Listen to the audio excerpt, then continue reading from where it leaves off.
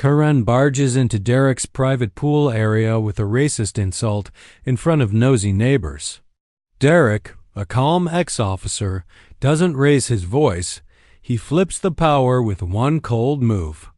The confrontation ends with a cliffhanger that shows Karen just picked the wrong man to mess with. You people don't belong here. The words slapped the summer air so hard that even the birds in the cypress trees fell silent. The water in Derek Stone's backyard pool glowed turquoise under the late afternoon sun, the gentle hum of sprinklers in the distance. Maple Creek Estates, too clean, too quiet, suddenly held its breath. Derek looked up from where he was sitting on the pool's edge, bare feet dangling in the cool water. His skin glistened from the heat. His face, shaded by a wide-brimmed hat, stayed calm, but something in his stillness made the air feel heavier. Karen Campbell stood at the open gate, clutching her designer purse like a shield. Her painted nails tapped the metal fence, the sound as sharp as her tongue. A few houses away, blinds moved. Neighbors pretending they weren't watching, but they were. Don't pretend you don't hear me. She snapped. You think just because you bought this house you can throw pool parties and… She glanced at the empty deck. Saw there was no party, no noise, just Derek. Alone. Peaceful. Her lips curled anyway. People like you don't belong in neighborhoods like this. Derek took off his hat, folded it neatly, placed it beside him. His hands were big, steady. Hands that once cuffed criminals and carried a badge he'd earned in blood and sweat. Afternoon. Karen, he said, voice smooth like distant thunder. Careful, you're dripping poison on my clean concrete. She stepped forward, emboldened by silence. Don't get smart with me. I've already called the HOA 3 times about you. Your kind brings trouble. Loud music, strangers, who knows what else. Her eyes flicked to the pool, the custom tiles, the trimmed hedges. Envy shimmered under her words. He had what she thought. She deserved more than him. Derek stood up. His shadow swallowed her, though he didn't touch her, didn't raise his tone. Just let his presence do the work. You trespassed, Karen, he said softly. On camera. He tilted his chin toward a small blinking light above the gate. You do know what trespassing means, right? She huffed, tried to laugh. Oh, please. Like anyone would believe, Derek bent down, picked up the wooden plaque nailed beside the gate. Private property. No trespassing. With one strong hand, he ripped it off, held it up between them, then dropped it at her feet. Behind Karen, a neighbor, young dad in a baseball cap, lifted his phone, recording every second. Karen's face twisted. Don't you dare threaten me. I'll have you thrown out. You hear me? Derek leaned in, so close she could see the tired lines around his eyes, the glint that said he'd seen worse monsters than her. Better women than you. Have tried, he murmured, voice like steel wrapped in silk. They learned the same lesson. You never swim in deep water if you can't hold your breath. She took half a step back, heels scraping concrete. The neighbor's camera kept rolling. Derek turned away from her, shoulders relaxed, as if she were a gust of hot air on a lazy day. The last thing Karen heard before she stormed out was the gentle splash as Derek stepped back into his pool, reclaiming every inch of it, like her poison had never touched it at all. And the neighborhood. It whispered, it watched. It waited to see who drowned first. The next morning, Maple Creek Estates woke up buzzing like a disturbed hive. Phones pinged with links to the blurry video. Karen's voice shrill and sharp, Derek's voice low and lethal. No matter how many times Karen swiped her notifications away, they came back like wasps, stinging her perfectly curated reputation. Inside her kitchen, all white marble and stainless steel, Karen paced in slippers and a silk robe. Her phone lay on the counter, vibrating every few seconds. She clicked open the neighborhood chat for the 100th time. Did you see how calm he was? She just walked in like she owned it. Why'd she call him you people? Karen's throat burned. She jabbed at the keyboard, typing. Fast. He threatened me. He made me feel unsafe. The words looked so small on the screen. She added more. He's aggressive. I only went there to ask him to keep it down. A lie wrapped in sugar. A ping. Someone responded. There was no party. Karen. He was alone. Another ping. There's a camera.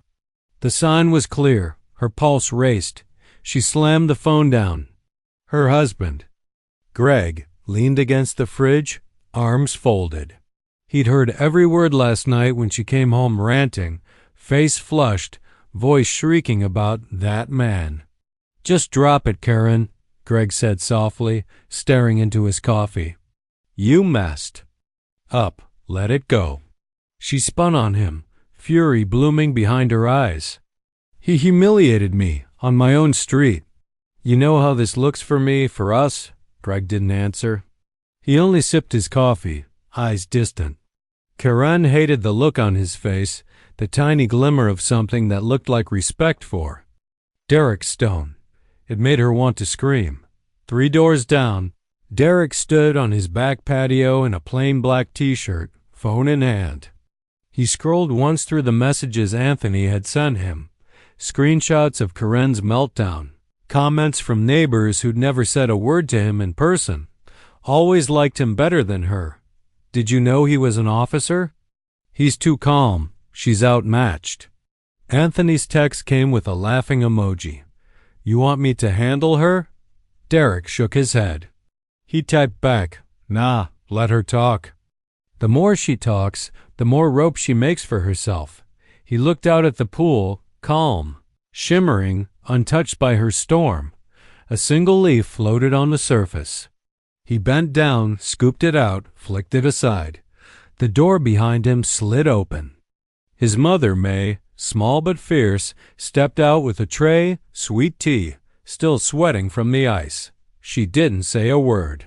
She just handed him the glass, brushed imaginary lint off his shoulder, and sat down at the patio table. May had raised him on rules. Be calm, be better, be patient. She'd buried 2 husbands, one to the streets, one to the badge. She knew the cost of anger that runs too hot. You see her yet? She asked, voice soft but lined with iron. Derek sipped his tea, eyes steady on the fence. She'd come back. People like her always come back. May's lips curved into something like a smile. Then you know what to do. Derek didn't answer. He didn't need to. Across the street, Karen watched from behind her blinds, saw Derek and his mother laughing quietly over tea. Sight curdled her stomach.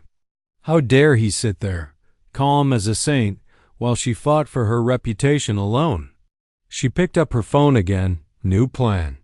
She'd go to the HOA herself, twist the knife deeper, drown him in paperwork and complaints. She'd make him wish he'd never crossed her. Her finger hovered over the dial. Outside, Derek tipped his glass toward her window as if he knew she was there. The cold rage in his eyes told her one truth. She'd started something she couldn't finish. Karen sat stiff-backed in the HOA office, a bland, air-conditioned room smelling faintly of stale coffee and fake courtesy. Her manicured fingers drummed on the oak table. Across from her, Mr. Phillips, the HOA president, tapped through emails on his tablet. I've already told you. Karen, we're investigating, he said, voice heavy with practiced patience. He'd known her brand of drama for years. She called about lawn heights, barking dogs, kids riding skateboards too fast down the cul-de-sac. But this was different. Karen leaned forward, voice low but sharp enough to cut glass. This man is aggressive. He threatened me, Philip. He trespassed HOA rules. I'm telling you, he's dangerous. Phillips looked up, adjusting his glasses. He opened a folder, Derek's ownership papers, security camera screenshots, a copy of the video everyone had seen by now. Derek standing calm, Karen's voice echoing, "You people?" Over and over. "He threatened you?" Phillips repeated, choosing each word carefully. "Or did he ask you to leave his private property?" Karen's cheeks flushed. "Are you taking his side? He doesn't belong here." She caught herself, but too late. The words were always there, just under her tongue, slipping out when her pride cracked. Phillips set down the folder, his tone turning colder than the humming a sea. "Karen, Derek Stone is a decorated former officer. Did you know that? Medal of Valor. Saved a mother and child during a liquor store robbery 10 years ago on Kingston and 5th. That's our community." Karen blinked, mouth half open. No one told her this. She'd always thought he was just another guy with too much attitude and too little respect. "He's intimidating." She snapped back. "You can't let him run this neighborhood like—" "Run it?" Phillips barked a small laugh. "You came onto his property. You ignored posted signs. You verbally harassed him. And now you want the board to punish him?" Karen's mouth opened, closed. Her mind scrambled for something, anything. To regain control, she straightened her spine. "If you don't act, I'll call the city. The news, everyone. I'll tell them we have a violent man in Maple Creek." But Phillips only stared, tired, unimpressed. "Do that," he said. "But I promise you, this board won't stand behind you when the footage runs on the 6 o'clock news." Karen sat frozen as he gathered the papers, closed the folder, and stood up. "Meeting's over, Karen." As she watched him walk out, something inside her twisted, a tight knot of rage and embarrassment that she didn't know how to untangle. Back home, Derek washed his hands in the kitchen sink. The smell of frying fish drifted through the house, his mother's weekend ritual. His phone buzzed on the counter. "Phillips." She tried. "Didn't work. You're clear." Derek stared at the message for a long moment, then tucked the phone away. He could have laughed, but he didn't. He'd lived long enough to know when a storm was just gathering speed. Later that night, Karen sat alone in her bedroom, staring at her reflection. The pale woman in the mirror looked smaller than she. Remembered. Weaker. She grabbed her phone and scrolled through the neighborhood chat. Again, eyes darting over lines that made her chest tight. "He's always helped me with packages. Fixed my fence when it blew down." Good man. Calm. Not like her. Her fingers hovered over Derek's name in the directory. Call him? Apologize? No. She smashed her phone down on the vanity so hard her perfume bottles rattled. If they wouldn't believe her lies, she'd find another way to drown him. Derek stood at his window, lights off, watching the street. Maple Creek looked the same, sprinklers ticking in dark lawns, porch lights glowing like quiet stars. But he knew better. He'd worn a badge long enough to see what people hid behind closed doors. And Karen? She was just warming up. Karen sat hunched over her laptop long past midnight, blue light flickering across her tired eyes. Her hands trembled with the caffeine from her fourth cup of coffee. Derek Stone, the name glared back at her from her search bar. She dug through old articles, mugshots, police reports, anything that might smear him, expose him, make him look like the monster she needed him to be. Page after page loaded with headlines that said the opposite. Local officer saves mother, child in corner store robbery. Sergeant Stone awarded Medal of Valor. Community honors retired officer for service. Karen's finger hovered over the trackpad, clicking faster, more desperate. There had to be something. Everyone had skeletons. Especially men like him, big, quiet, with those watchful eyes that made her feel so small. But every link she found just painted him larger than life. Community fundraisers, kids basketball coaching, volunteer patrols at the local church. A man who'd walked away from the force only because he'd had enough of the dirt behind the badge, not because he'd been dirty himself. She slammed the laptop shut so hard a framed photo toppled off her desk. Greg's voice drifted in from the bedroom, half asleep. "Come to bed, Karen." She didn't answer. She stood there in the dark office, listening to her own heartbeat thud like footsteps in an empty hallway. She hated how his story made her feel smaller, meaner, cheaped out. At the same hour, Derek sat on his porch steps, phone balanced on his knee. Anthony's name glowed on the screen. "You sure about this?" Anthony's voice rumbled through the speaker, half amused, half worried. "Yeah," Derek said, his tone calm as the night breeze rustling the hedges. "She wants a fight? Should get one. But not the one she's expecting." Anthony chuckled. "You always did like the long game. Long game's the only game that works on people like her." Derek ended the call and leaned back, staring up at the stars sprinkled across the velvet sky. Somewhere down the street, Karen's living room lamp glowed behind drawn curtains. He knew she was awake. He could feel her restless anger all the way across the yard. Good, he thought. Let her spin her wheels. Let her dig. The deeper she clawed at him, the more her own cracks would show. He turned the screen of his phone to read the message. Draft again. Neighborhood Community Barbecue. Hosted by Derek Stone. Open invite. All welcome. A simple line. An open gate. The best way to bury poison? Flood it with light. The next morning, Karen hovered at her window when she saw the neighborhood app ping her phone. She read the announcement once, twice. A dull roar grew in her ears. He was inviting them all to his home, to his pool. After what she'd said, after what she'd done, the comments rolled in so fast she couldn't keep up. Finally, we should do more of this. Derek's place is perfect for it. Count us in. Can I bring a dessert? Karen's hands balled into tight fists.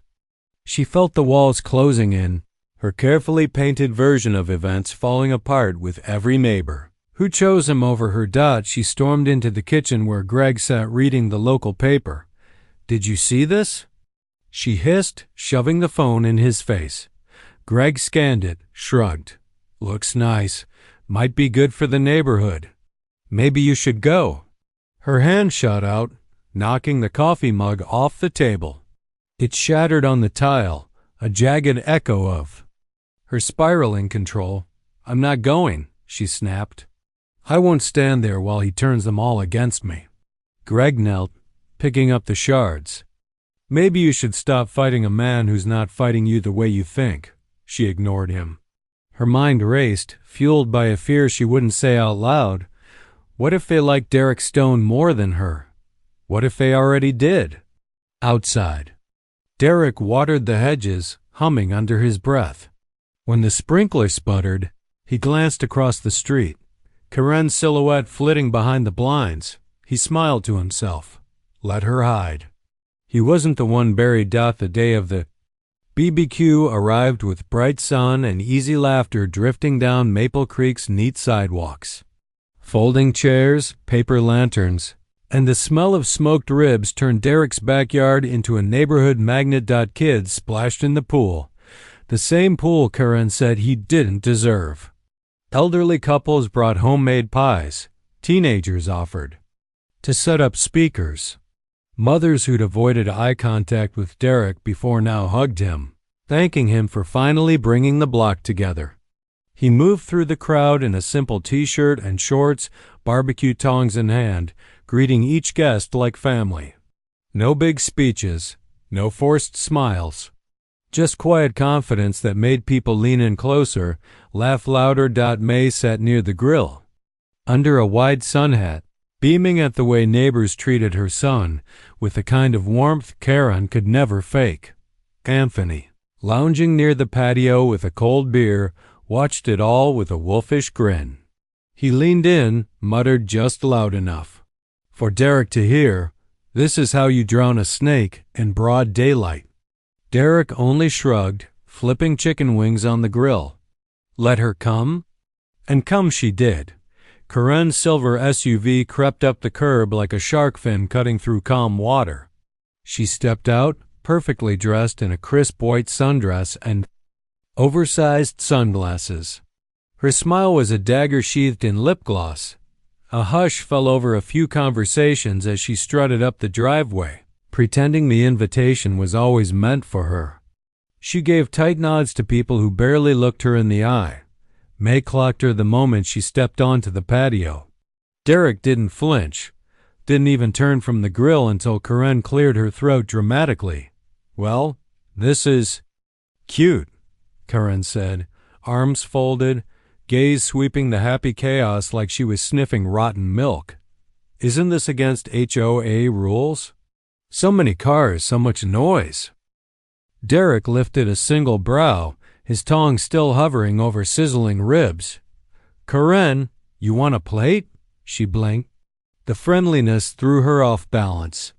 "I know. I just thought I'd check that you're keeping it under control." Anthony snorted behind his beer, earning a glare from Karen. One of the teenage girls, Jada, from 3 houses down, bounded over, dripping pool water, grinning wide. "Mr. Stone, these wings are fire. My dad says you should open a restaurant." Derek winked at her. "Tell him he can invest in my next grill first." The girl giggled and ran off. Neighbors laughed. The vibe stayed light, except for Karen, standing there like an ugly storm cloud in a blue sky. She tried again. "Noise ordinance says parties like this." "Relax, Karen," Derek said gently. "The HOA board signed off. Phillips is here somewhere. You want to tell him to his face?" Karen's head snapped around. Sure enough, Mr. Phillips was by the fence, holding a paper plate piled with ribs and potato salad. He gave Karen an awkward half-wave before pretending to study the dessert table. Karen's composure cracked just enough for Derek to see it. The tight jaw, the eyes darting for an ally that wasn't there. She hissed under her breath, stepping closer so only he could hear. "You think you're clever? This doesn't change anything." Derek finally turned to her, so calm she could see her own panic reflected in the lenses of his sunglasses. "You're right," he said, voice low and even. "This doesn't change anything. It just shows everyone who we really are." He turned back to the grill, dismissing her like a smudge of smoke on a clear day. By sundown, the block was full of laughter and music. People lingered long after the food was gone. Some offered to help clean up. Kids begged for one last dip in the pool. Karen? She stood alone by the curb, arms crossed, waiting for someone to look her way. No one did. When she finally climbed into her SUV, the roar of her engine couldn't drown out the laughter echoing from Derek's yard. From his porch, Derek watched her taillights fade, a slow smile ghosting across his face. The neighborhood had spoken, and Karen was no longer its voice. Karen's hands trembled as she typed, every keystroke punching holes in her own story. She sat hunched at her dining table, phone in one hand, glass of wine in the other. Her email list blinked back at her, blank and hungry for a new spin. Subject. Urgent community reminder. She forced the words to come. We must be cautious about gatherings that bring strangers into our neighborhood. Noise, security, safety concerns. She stopped, deleted the line. Too obvious. Too bitter. She tried again. We should reevaluate homeowners who disrupt the peace. Who knows what could happen if this continues? A lie that felt stale in her mouth, like cheap wine gone sour. She clicked send anyway, imagining the shockwaves it would cause. But by morning, her trickle of gossip hit a wall. May was the first to knock on her door. Not with words, but with a pie. May Stone, gray curls tucked under a floral scarf, smiling sweetly like she'd come to deliver kindness instead of quiet fury. Karen froze when she opened the door. "What do you want?" May tilted her head. "You sent that message." "Thought You could use some company." Karen looked down at the pie, still warm, steam trapped under the foil. "I didn't ask for." May leaned in, voice soft as a blade. "You keep poking my son like he's the problem. He isn't. You are." Karen stiffened. "Excuse me?" May's smile never cracked. "You trespassed. You lied. Now you're trying to smear him? All he's done is mind his business. Feed this neighborhood, raise its kids, protect it. And you? You just like hearing yourself talk." Karen's throat worked, but no words came. May pressed the pie into Karen's frozen hands. "Enjoy this. It'll be the only thing sweet coming your way." She turned and walked down the steps without looking back. Neighbors watering lawns or pulling trash bins paused. They'd heard every word. They always did. Derek watched his mother return, calm as ever, humming under her breath. She just winked at him as she passed the kitchen window. "What'd you tell her?" Derek asked, drying his hands on a dish towel. May didn't stop moving. "Just reminded her who she's messing with." But it wasn't just May who put a crack in Curran's fortress. A day later, an old rumor floated up from the past like a bloated fish, a whisper in the neighborhood chat. "Did you know Karen called the cops on the Martinez kids last year?" Claimed. "They looked suspicious because they wore HOODIES. Another comment. She spread that story about Mrs. Patel's nephew too. Said he was stealing packages. Never happened. Screenshots appeared. Receipts. Little truths that had stayed buried while Karen sat on her petty throne. Now, under Derek's calm spotlight, those truths scuttled out like roaches. Greg found her in the living room, pacing so hard the carpet edges curled under her heels. "Stop reading it," he said, gentle but exhausted. She rounded on him, wild-eyed. "They're turning on me. Do you understand that? I made this neighborhood what it is. The events, the HOA elections, the fundraisers." Greg rubbed his temples. "You made it about you, Karen. That's not the same thing." Her jaw worked. She almost screamed at him but swallowed it down. Outside, sprinklers hissed, mocking her with their calm, steady rhythm. "I'll fix this," she whispered. "He won't win." "He can't." But even she didn't sound convinced. Meanwhile, Derek never posted a single reply, never threw a single insult. He just kept living, trimming his hedges, chatting with passing kids, dropping off groceries at old Mrs. Jensen's porch like he'd done for years. And that silence? It was deafening. It said everything words couldn't. That night, Derek sat on his porch, a notebook open on his lap. He wrote slow, deliberate, each letter a promise dot at the top of the page. Stage 2. A plan that didn't need revenge in the loud sense, only truth, patience, and a neighborhood already tired of Karen's poison dot in the dark. The faint glow of Karen's window flickered like a dying candle dot. She didn't know it yet. But her reign was already over. It started with a single post, no name attached, just a screenshot and a short line. Ask Karen about the incident. On Redwood Drive, the neighborhood app exploded like dry tinder catching fire. People who'd been silent for weeks now whispered loud enough for Karen to hear it through her walls. She sat on her couch in the half-dark, knees pulled tight to her chest as her phone pinged relentlessly. She tapped the link once, twice. Her face paled as the old story unfolded in front of her eyes. Redwood Drive, 6 years ago, before Maple Creek polished itself into the picture-perfect suburb it claimed to be. Karen, then just a board member's wife, had called the cops on a black teenager delivering pizza at the wrong address.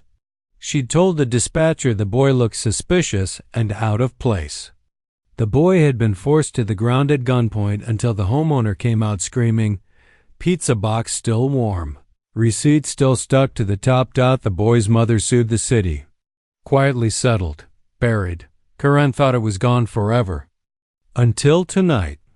Across the street, Derek sat in his living room, laptop open, the faint blue glow dancing on his calm face.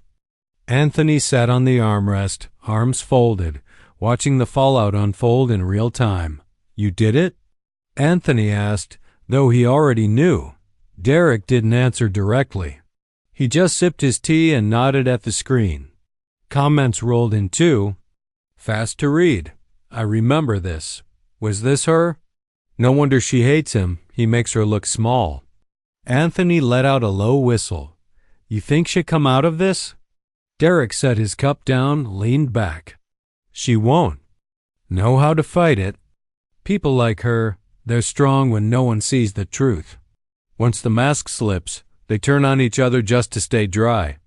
Anthony chuckled. "So what's next? You going public?" Derek shook his head. "No need. She'd drown herself. All I have to do is stay right here." By morning, Karen's front yard was a battlefield of silence. Cars slowed down when they passed her driveway. Drivers stared straight ahead, eyes flicking once to her porch and then back to the road. The group chat she once commanded with guilt and gossip now read like a courtroom. Screenshots, links to news clippings, clipped comments from neighbors who once feared her frown at HOA meetings. Inside her kitchen, Greg sat with his head in his hands. "They know, Karen. It's done. You need to step back, resign from the board, maybe move." She slammed her palm on the table. "No, this is my neighborhood. I built this." Greg looked at her like he didn't know her anymore. "No, you controlled it. There's a difference." She spun away, pacing toward the window, peeking through the blinds like she'd see salvation parked on the curb. Instead, she saw kids riding bikes, waving at Derek, who was out front watering his roses. He waved back, calm, unbothered, the sun catching the silver streak in his short hair. Neighbors paused to talk to him. Some she once called friends, some she once ordered around. Now they gathered around him like he was the real pillar of Maple Creek. That night, her phone rang. Unknown number. She picked it up, voice trembling. "Hello?" No words, just silence. Then a single line, Derek's calm, deep voice. "Stop digging, Corinne, or you'll find your own grave at the bottom." The line clicked dead. She hurled the phone across the room. The crash echoed through the dark like a warning bell. Back at Derek's, Anthony clapped him on the back as they locked the side gate for the night. "You know what I love about you?" Anthony said with a grin. "You don't even get your hands dirty." Derek's smile was thin but real. "You don't fight dirt with dirt, brother. You fight it with light. And light's free."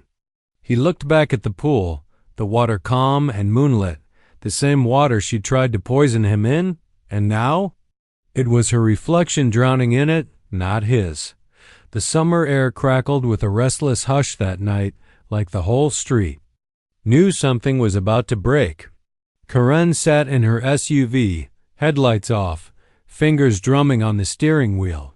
Her eyes stayed locked on Derek's house across the road. She told herself she'd come to reason with him, to threaten him, to beg him. Even she didn't know which it was anymore. Inside her bag, she'd stuffed copies of neighborhood bylaws, a printed letter she wrote 3 times, equal parts threat and plea. If she could just get him alone. If she could just twist it back to her side. One last time she stepped out, heels crunching softly on the curb. The warm night air pressed against her skin like judgment. Porch lights flickered on here and there, shadow shifting behind curtains. Maple Creek was wide awake. Watching Dot at Derek's gate, she didn't bother knocking. She swung it open, the latch clicking behind her like the snap of a mousetrap. The backyard lights glowed soft and golden. Derek sat by the pool, feet in the water, phone in one hand. Next to him, May tended a tray of lemonade and cookies as if this were just another peaceful evening. He didn't look up until Karen's shadow fell over him. She didn't wait for him to speak. The letter crumpled in her hand. you think. You're clever, don't you? She hissed, turning them all against me. I built this place, Derek. I held it together. People like you. May cut in before Derek could. Her voice was gentle, but her eyes were flint. People like him or people like you? Karen's mouth opened, but nothing came out. Derek finally lifted his head, gaze steady, voice calm. You walked into my yard once, Karen. You threw poison in my water. I told you then, don't swim too deep if you can't hold your breath. He gestured behind her with a small flick of his chin. Karen turned and froze. The gate she'd barged through now framed a quiet crowd. Neighbors stood there, arms folded, kids peeking out from behind legs. Phillips from the HOA, Anthony leaning on the fence, phone camera angle just enough to catch it all if he needed to. Karen's voice dropped to a rasp. You set me up. Derek's laugh was low and sad. No, Karen, you set yourself up. You thought these people were yours to control. They're not. She lunged forward, waving the paper in his face. I'll sue you for harassment. I'll file trespassing charges. May stepped forward so fast Karen stumbled back a step. May's hand didn't touch her, but her words did. You can't trespass a heart, honey. And you can't own neighbors like you own gossip. A single giggle slipped out from somewhere in the small crowd. It spread, quiet chuckles, the kind that make a liar shrink smaller than any insult. Karen's throat tightened. Her eyes darted from face to face, people she'd scolded for leaving bins out too long, for messy lawns, for parties too loud for her taste. Now they all stared back with the same cold truth. She didn't scare them anymore. Derek stood, drying his feet with a small towel. He stepped closer until they were eye to eye under the porch light. You done? He asked, soft but final. Karen swallowed hard. The paper in her hand crumpled so tight it tore. You think you've won? She spat. This isn't over, Derek. He only smiled, that same calm smile that said he'd already won the second she stepped foot on his deck again. No. Karen, for you, it just might be. Behind him, Anthony called out, Hey, Karen, pool's right there. Want a dip? Laughter rippled through the crowd. Karen's face flushed red under the warm glow. She turned, shouldering past the staring eyes, her heels clicking sharp and desperate down the path. For once, Maple Creek didn't flinch when she walked by. Derek stood at the gate until her car's engine sputtered into the night. When he turned back, May slipped an arm around his shoulder. She come back, Anthony said, joining them. Derek nodded. Maybe, but next time, no one will be watching. Above them, the neighborhood porch light stayed on, bright as stars. This was his yard now, his street.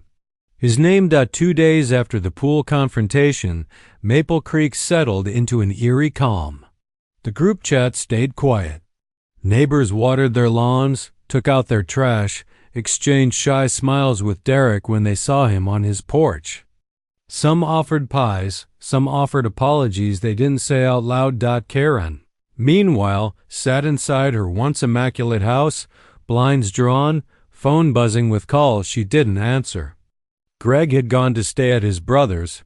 Her HOA president title was gone too, quietly stripped by a board that finally found its spine. The neighborhood, once hers to whisper and mold, had gone silent on her. But tonight, she couldn't stand the quiet anymore. So she put on her last good dress, brushed her hair into place, and stepped across the street for the final time. Inside, Derek sat with May at the kitchen table, bills stacked neatly beside them, a cup of tea steaming in his palm. May was telling him about a church fundraiser. When a soft knock interrupted the calm, they both knew who it was. Derek didn't hurry to answer. He sipped his tea first, then rose, rolling his shoulders like a man about to lift something heavy but necessary. When he opened the door, Karen stood on his porch, makeup barely holding her tired face together. The street behind her glowed warm. Under porch lights, no one outside, but plenty of eyes behind curtains. "Derek," she started, voice dry. "May I come in?"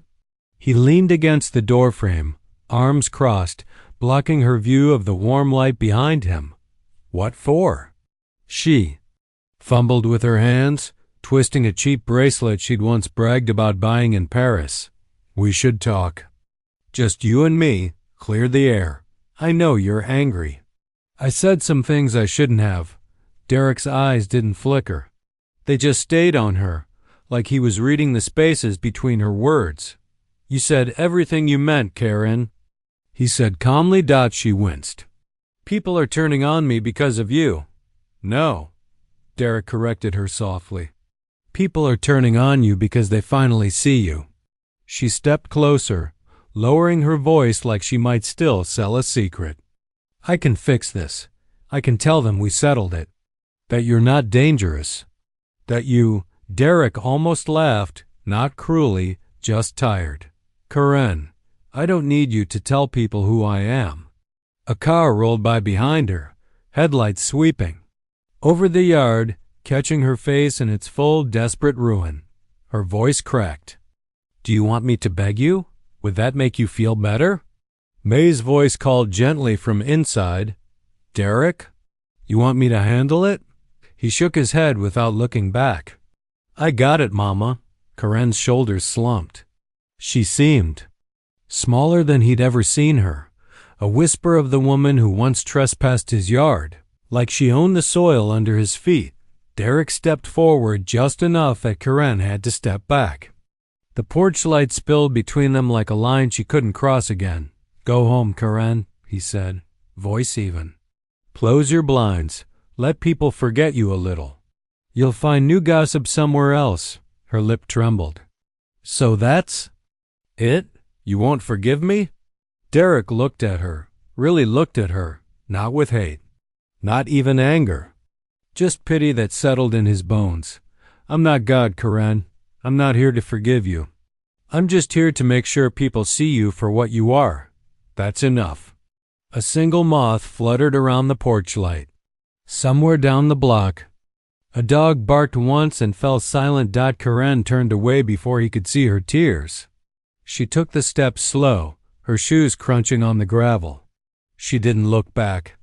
Derek didn't watch her go. He stepped inside, closing the door with a soft click, shutting out her poison for the last time. Inside, May reached for his hand. "You done, baby?" Derek nodded, exhaling years of quiet weight. Almost. They sat back down at the table, a mother, a son, and a street that finally felt like home. 1 month later, Maple Creeks. Summer carried on like it always had, sprinklers ticking at dawn, kids yelling in the cul-de-sacs, porch lights glowing like distant stars. But one house stayed dark now, Karen's blinds closed tight, her front yard gone wild with weeds no HOA fines could fix. Neighbors passed her driveway in silence. No one stopped by. The rumor was she'd put the house up for sale, but even the realtor avoided parking too long near her curb. At Derek's place, life bloomed louder than ever. Kids raced bikes up his driveway. Teenagers knocked for advice on fixing a flat tire or getting help with a college essay. May's pies never lasted a day. Someone was always dropping by for a slice and a kind word. This Sunday, the backyard shimmered with a small gathering. Nothing fancy, just a few folding chairs, paper plates stacked high. Derek flipping burgers over his beloved grill. Anthony lounged on the deck, drink in hand, sunglasses pushed up. "You ever think you'd see this day?" he asked. Derek didn't look up from the sizzling patties. "See what? Kids making a mess in my yard?" Anthony chuckled. "No, peace, man. The kind you don't have to fight for every damn minute." Derek flipped a burger, watching the juices hiss into the flames. Peace was never about her, Anthony. She was just noise. Peace was always here. Just had to remind people. May sat under the shade of the old oak tree, watching it all. Her son, her neighbors, her home. She caught Derek's eye across the yard and raised her glass of lemonade like a quiet salute.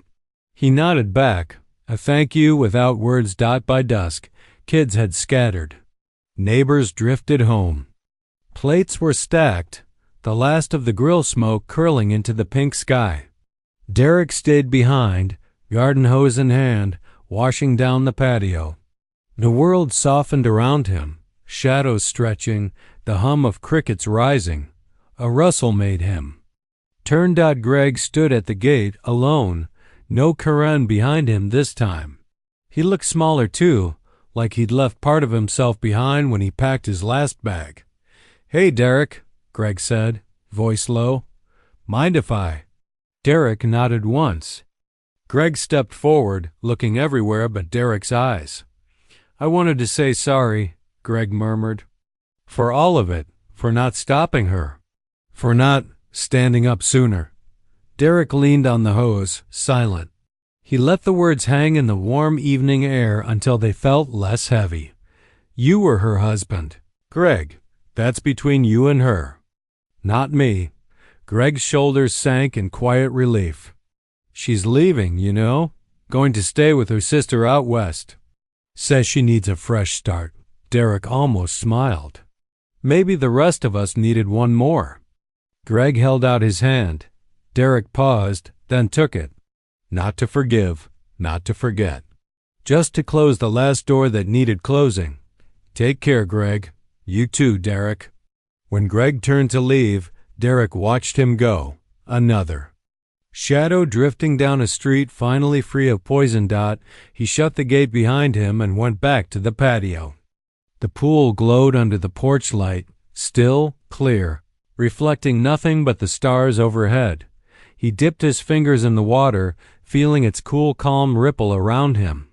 Once it had been a battleground, trespassed, mocked. Now it was just water again. His UNBOTHERED. Inside, May waited with a fresh cup of tea and a question in her eyes. "You good?" Derek sat beside her, stretched his legs. Let the day settle on his shoulders like a warm blanket. "Yeah, Mama," he said softly. "I'm good." Outside, the street lay quiet and clean, washed by truth. No more threats. No more whispers. Just the hum of summer and the promise that sometimes the best revenge is no revenge at all. Just living better, freer, louder than the hate that tried to break you. Maple Creek slept easy that night, and so did Derek Stone.